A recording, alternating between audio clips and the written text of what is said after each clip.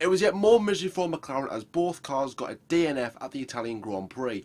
Now, this has just put more pressure on Honda and McLaren, and it pretty much looks like that these two are going to divorce, split, and have no more partnership in Formula 1 ever again. Hopefully, anyways. Now, we all know how bad this season has been for McLaren. You know, Honda having such an unreliable engine, whereas like McLaren has a really nice chassis. You know, it's very aerodynamic as well. It's one of the best on the grid, and the both aren't really balancing out.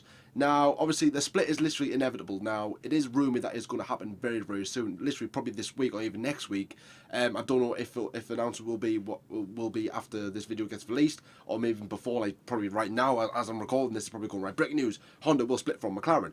Now, if that does happen, you know, where else should McLaren go? Now, there's been a lot of rumours about, you know, where they could possibly end up. Now, Peugeot being one of them, you know, come back into Formula 1 because they used to partner McLaren after McLaren used to have Honda the first time over, you know, the more dominant era. I think they split in 94, I think it was, might have been 1994, and then obviously Peugeot came in for a few years, and obviously then Mercedes took over the reins. I think it was about 1996, 1997, and obviously it was a very nice success story. Mercedes then left for Honda coming in, and yeah, I think the less said about that, the better. Now, obviously Mercedes said no, that they aren't going to power McLaren.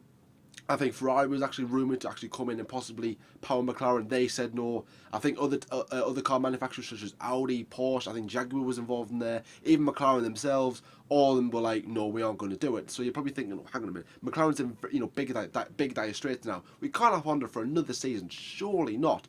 Well, luckily for us, hopefully a little French company named Renault, heard of them before, is actually very much likely to come in and replace Honda for next season. Now, there has been rumours that Renault was going to come in to power McLaren, which would be, I think, would be absolutely fantastic in my opinion. Obviously, I'll give it after. I'll give it after this little bit. However, Renault already power three teams. Obviously, Red Bull, Toro Rosso, and themselves.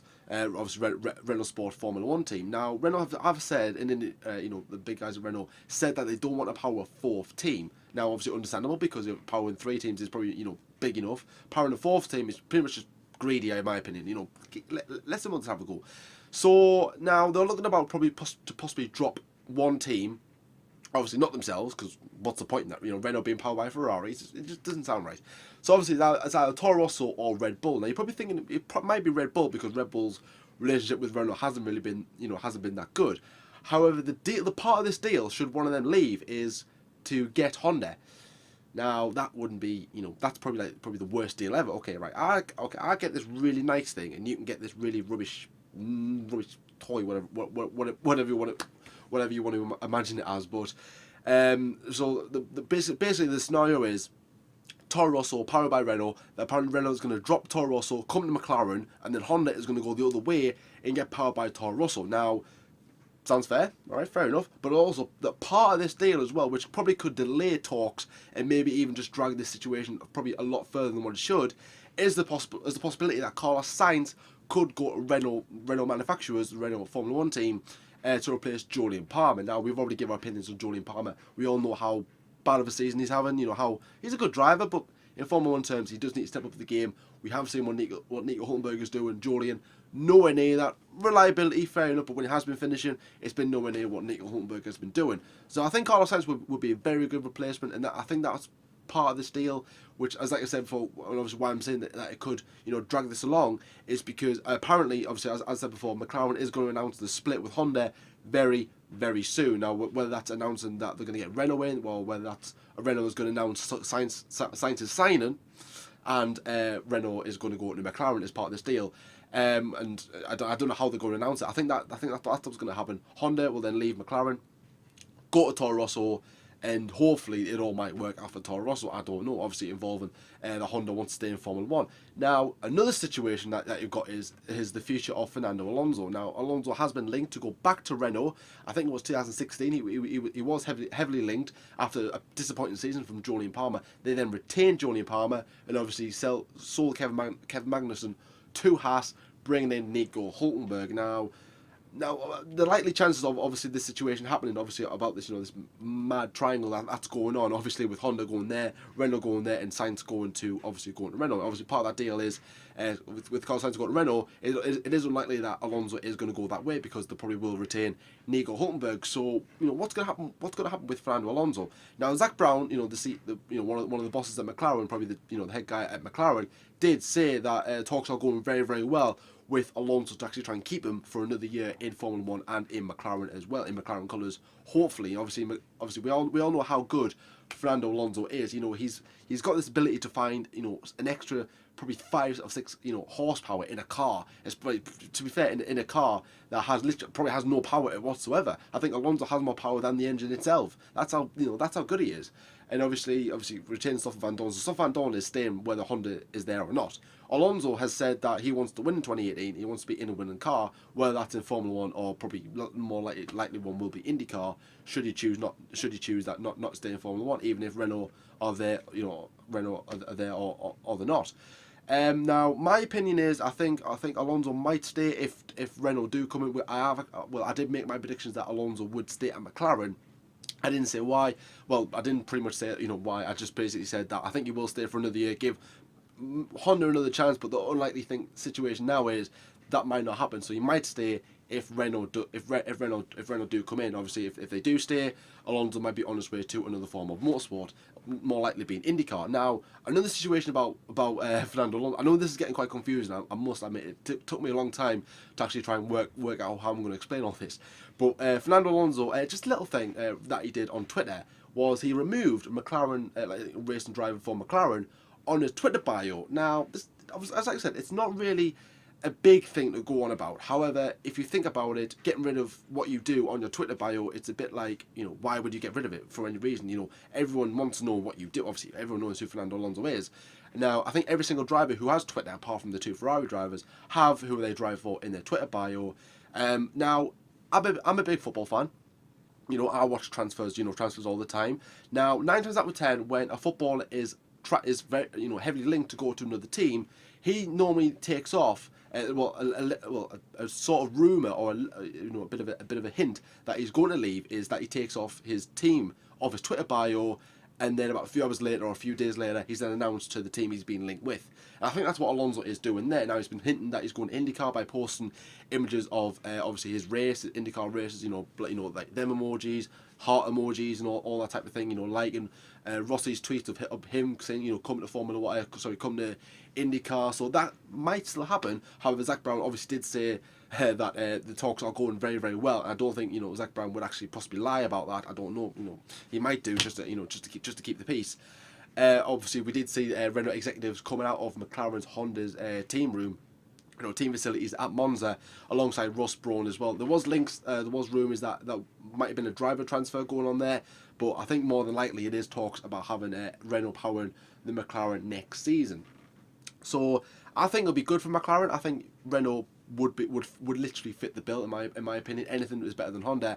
However, Renault isn't as powerful as the likes of the Mercedes and the Ferrari. So if you are expecting McLaren to be up there again, don't, because I don't think it will happen for the next 2 to 3 years. I can't see us winning races. I can't see us being on the podium. I can see us scoring some points on a regular basis. Maybe going for like 6th, 5th, maybe even 4th, depending how good we get. Should we keep Fernando Alonso? I think that is key in my opinion for a success in McLaren. If Alonso does stay with McLaren Renault possibly for 2018, I think that McLaren will then be heading in the right direction from 2019 onwards. Now we do know that the engine regulations change in 2021. Now McLaren is linked to possibly power themselves, which would be understandable, but obviously there are also links that going back to Mercedes throughout 2021 because it's an easier process, I believe. Obviously that's for another video, but obviously I'm just letting you guys out there know that McLaren could possibly power themselves, which would be quite, I would like to say that team, McLaren, powering McLaren, that would actually work. That would be quite neat in itself. So that's my opinion. Obviously leave your opinions in the comment section below. Now I've got opinions of a couple of other people as well, because I posted a status on a group, on a Formula 1 group called F1 Armchair Experts. Snappy name, I know. No, it's not my group, by the way. It's just a guy's group that he made on Facebook. Now, This group has over 13,000 members, group groupies or whatever you want to call them. So, very, very popular as well. You get people posting all the time. I do like seeing people interact with each other about Formula One as well. I posted a couple of pictures in. I posted a couple of pictures of Monza, the weather as well, obviously when it was raining and stuff like that. So, obviously, it is a neat group, and I posted a status basically getting people's opinions on the McLaren-Renault situation, obviously the Carlos Sainz situation, about what's their opinion. Now I'm just going to read a couple out, and obviously just comment on that. Obviously, get new guys involved. So if you are watching, only two people commented, but two people is still two people who actually want to get involved in this. So thank you very much for watching. If you are. Now, the first one comes in from Harry Slade. So, Harry, thank you very much for your comment, mate. Very much appreciated. Obviously, if you're watching, I hope you are enjoying it so far. This is what he has to say. He said, I think McLaren should go for Renault. The step up from Honda, regardless of the money, is massive.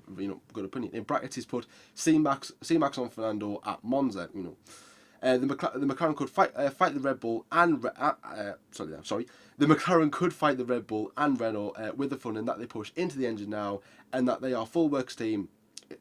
That this full works team is going to push them forward. Push forward for Carlos. It is going to be Renault for Carlos, and that it is a mouth-watering prospect alongside the Hulk. Now, obviously, he means partner alongside Nico Hülkenberg. Now, this would be a very, very good partnership, in my opinion, to see Carlos Sainz alongside Nico Hülkenberg, two very good drivers. Don't get us wrong, Jolyon Plamer, he is an alright driver, but I think Carlos Sainz is better. I think Carlos Sainz could do well with Renault, who is a team on the rise, alongside Nico Hülkenberg. That could, I can see fireworks development at that team as well, alongside them two. Two drivers who are hungry, who want to win, very determined as well. I think Nico Hülkenberg's 26 years old, and Carlos Sainz is 23, going on 24. So, two relatively young drivers. Obviously, Carlos Sainz has more ambition. He has more life in Formula One, and I think he can do well at Renault. Get on the podium possibly at Renault, in my opinion. I think so. Harry, I think that it is a good prospect that Carlos could come in for Renault. But in turn, Carlos could go to Renault. But McLaren having Renault as well, I think obviously you agree that McLaren should go for them, because Honda, the power is just not there. Obviously it might be a bit more expensive to have the Renault, but I think McLaren has the money to actually develop to go into Renault. Then obviously bring in some more sponsorships. With the Renault deal as well. That is a possibility, because we all know Carlos Sainz has some very good backers as well. The other one comes in from Steve Kibble. So thank you very much, Steve, for one, for watching, and two, for commenting as well. Again, very much appreciate it, mate. He says McLaren should do whatever it takes to make Alonso quit. Very interesting. He says history tells us that the best way to become an F1 history tells us. Sorry, I'll read that again. History tells us that's the best way to become a top tier F1 team. Now, he probably means to obviously get rid of the main drivers and pretty much just start again. Probably bringing in one of the young, possibly bringing in one of the younger drivers, or maybe even bring Carlos Sainz himself, because he is linked to go to Renault. He was linked to go with McLaren, but I think talks like that, kind of went away from that. I even put a poll up on our Twitter at F1_DA16. Basically saying, what do you guys think? Where should Carlos Sainz go? Where is Carlos Sainz going to go? I think I put Toro Rosso, Renault, McLaren, or another form of motorsport. Now, a lot of you, I think about 60 or 70% of you guys did say Renault. So obviously, favourable for Renault. You guys think you'll go to Renault? Obviously, let us know in the comment section below. Where is he going to go? Obviously, I think he'll go to Renault. I think obviously part of this deal is part of Carlos Sainz going to Renault. I think that'll be healthy for McLaren. I think it'll be healthy for Carlos Sainz. Obviously, Toro Rosso's side, I think they might bring in Pierre Gasly, I believe. Obviously, he is likely for that seat. Maybe even somebody else should Gasly, out of favour, and pretty much say, look, I don't want to be a part of Toro Rosso Honda, because I've already seen them with McLaren. So obviously, as always, guys, leave your opinions in the comment section below about McLaren Renault, about Carlos Sainz to Renault with themselves, and obviously about Toro Rosso and Honda, and what that will prove for them for the future. So just staying on the driver transfer market just for a bit now. Obviously, we've already made our predictions as to how we determine the 2018 grid will look. Obviously, if you haven't seen that already, go and check it out. Very good video, I must admit. Obviously, some very wild predictions here and there, but pretty much all round, I would say a good video. Obviously, go over there and leave your comment. Obviously, leave your comments below. Now there has been one that has sprouted up again about one particular driver who is linked to making a return to Formula One. Now, you heard us right. You probably heard us say return. Who heard about that? That could be returning.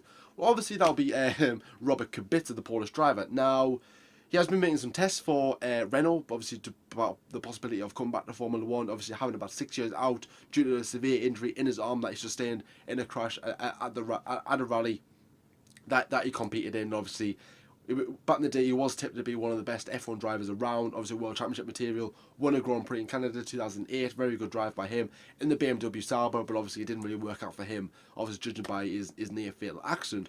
But obviously it is nice to see that he is trying to get back out there. He is trying to get back into Formula One.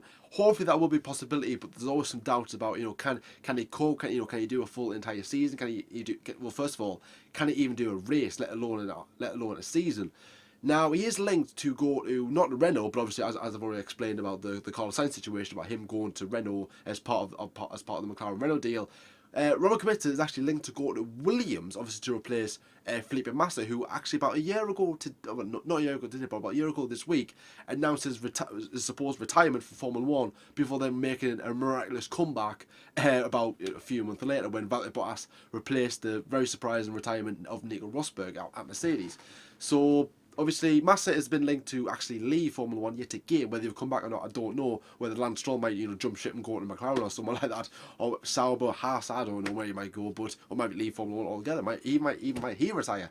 Now that would be surprising, but obviously I doubt. No, I'm only kidding. Now, obviously, Massa, he is getting, I think, about 35, 36 years old.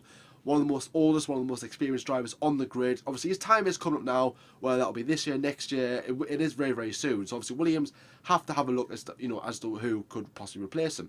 Now, one of the main sponsors, obviously the main sponsor being Martini, is one of the drivers at least has to be over 25 years old. So obviously, that is going to play a part. That is going to play a key. Now, in my predictions, if you just came back from that, or if you haven't seen it already, is I predicted Felipe Massa to go to Williams because he's 24 years old. He will be turning 25 by the time 2018 season starts, and I think that that is pretty much a bit of a hint as to who they might go with. Obviously, Lance Stroll, that's not part of that deal. At least one of them has to be over 25, and obviously, as I just said, there, Felipe Massa, is very much nearly going to be 25, and that's why I knew about this deal because he was linked with that seat. Obviously, Robert Kubica is about 30, 31 years old, so obviously he's miles over 25. He would be perfect for that seat. However, as like I said before, would Robert Kubica be able to sustain himself throughout an entire F1 season? Could he, guys? Obviously, as ever, leave your opinions in the comment section below. Now, we have had a few comments on our prediction video about Felipe Massa. Someone was very surprised that none of us put Felipe Massa in our predictions about he's had a good drive this season. Of course he has. He's a very good driver. We rate him highly here. But I do think that he made his retirement once. He does want to retire again, possibly go off to another series, or maybe just relax and watch Formula One from the back. Now, obviously, Massa will be deciding whether he'll stay in Formula One or not. I believe Williams will offer him a contract, but I think it'll be Massa's choice of right, I do want to go now. I made my return. I think it is time for someone else to have the seat. And obviously, Robert Kubica is linked to have that seat. I would be very surprised, but I think this is only just paper talk right now. I think it's just a bit of a more publicity. I would say for the transfer window, just to confuse the media a bit, just to go for the media to go let's go off to Williams and let's see what they're up to. I think it's only paper talk. I don't think it will happen, but I thought I'd just make it just I like to you guys about the current situation. But obviously as ever, let us know your opinions in the comments section below. Will Robert Kubica go to Williams? Can he see him at Williams? Will he come back to Formula One? Will he be test driving for Williams? Will he be test driving for Renault? Or will he just give it his own dream altogether? And this just has been one big publicity stunt. Obviously, only time will tell. Now, another one I want to talk about is obviously the two drivers of Charles Leclerc and Antonio Giovinazzi. Now, as like I said before, in our 2018 driver predictions video, again, if you haven't seen it already, go and check that out. As I've already said before, we predicted that. Well, I said Giovinazzi will be at Sauber alongside Ericsson, and Lyle predicted that Charles Leclerc will be alongside Marcus Ericsson at Sauber for 2018. Now, Maurizio Arrivabene has said that both these drivers, if they want to be a part of the Scuderia in the future, they have to pretty much prove themselves. Now, that means being in Formula One. So whether one of them or both of them might be in Formula One next season, I really don't know. But I think if one of them is in Formula One for next season, I think that person will get the drive in 2019, whether that's Giovinazzi or Leclerc, whether that's one of them at Sauber, both of them at Sauber. That is a very high possibility that both of them could go to Sauber, or maybe even one of them could go to another team, or maybe say like Leclerc or Giovinazzi goes to Toro Rosso because obviously Carlos Sainz might be leaving as part of that deal, and one of them might step up that seat, and then you've got both of them challenging for.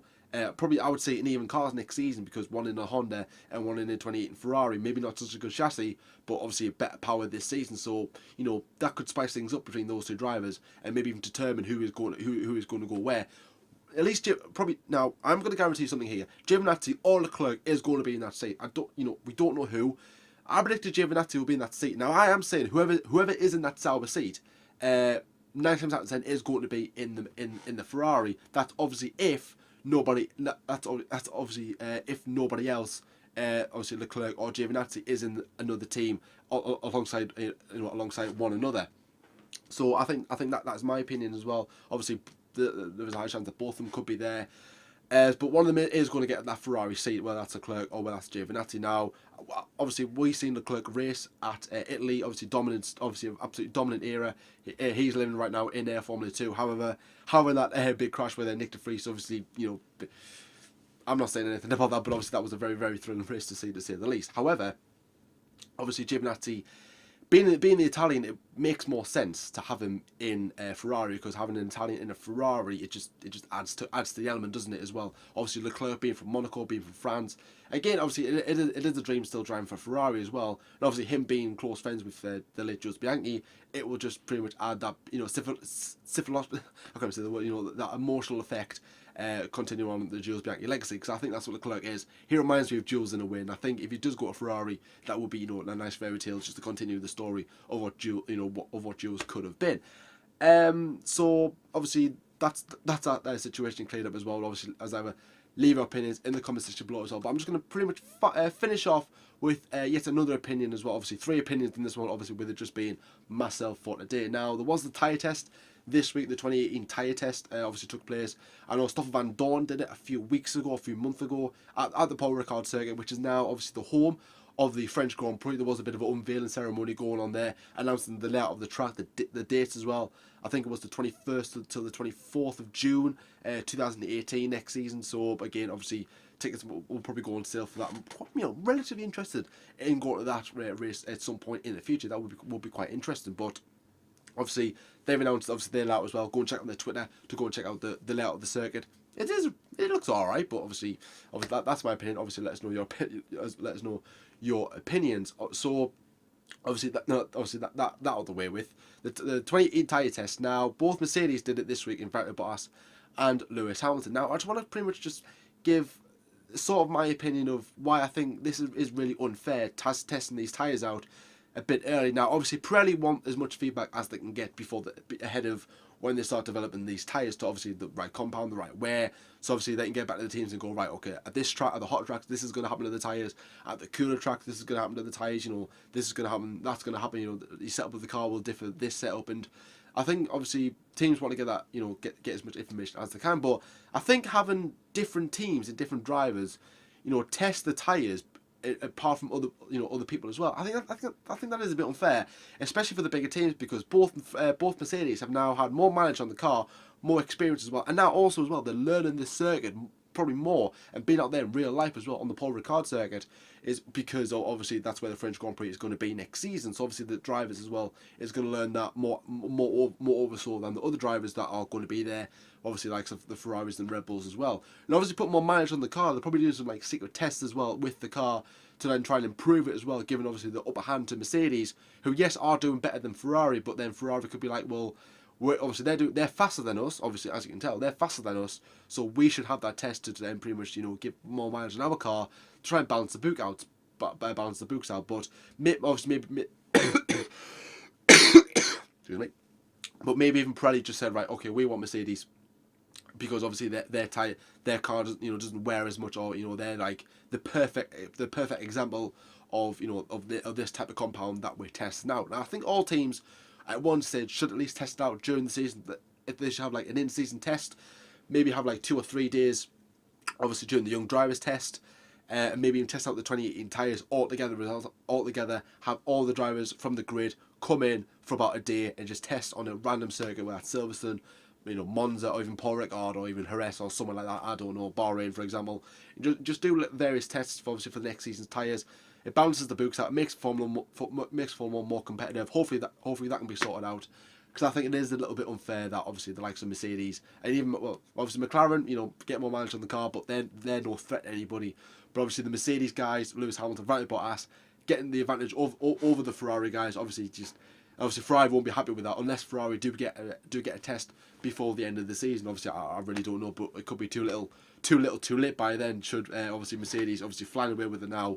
Obviously look set to possibly win a 4th drivers' championship and a 4th constructors' championship, and obviously leaving Ferrari in their dust and just be like, okay, we tried. So this is where I'm gonna wrap up this video. Thank you very much for watching. Obviously it is only me this week. Lyle will be here for episode 70. He's just sorting a few things out. I think he is going away, and pretty much that's why it is me this week. Obviously we will both be back for the Singapore GB preview show, which will be obviously going to catch out when that comes out on Thursday. Obviously for another instalment of Friday the Grid, not Grill the Grid, for Friday the Grid as well. Our Billy Harrison Cream Mode episode 3 for Bahrain will be coming out very, very shortly as well as the rest of them as well. That'll be on a regular basis, hopefully on the channel as well. Once we get going again, once Lyle gets sorted, obviously come back from Italy, just getting our things sorted as well, for obviously getting the vlog sorted, getting our organisation as well, just trying to get back into normal life as well, getting obviously Lyle sorting out and going away, me obviously sorting out work and stuff like that, obviously chilling as well, that sort of thing. So this will be back next week, back to normal as well. So obviously check that out. Episode 1 and episode 2 are out as well, so obviously go and check them out if you haven't already. I'll leave the links to the videos in the description below. Our vlog for Italy as well, we vlogged Friday, Saturday and Sunday. They're out as well. I'll leave a link to them in the comment section, in the description below. Check out 3 days out of Monza as well. Absolutely incredible experience as well. Obviously you got this as well from Italy. I mean, lovely, isn't it? Absolutely lovely. It was absolutely fantastic as well. If you were there, then let us know, what do you think of the experience? Have you been before? Again, let us know if you think it was a very good experience for you as well. But anyways guys, we've been there for the debate. Don't forget to like and subscribe as well, and we'll see you next time.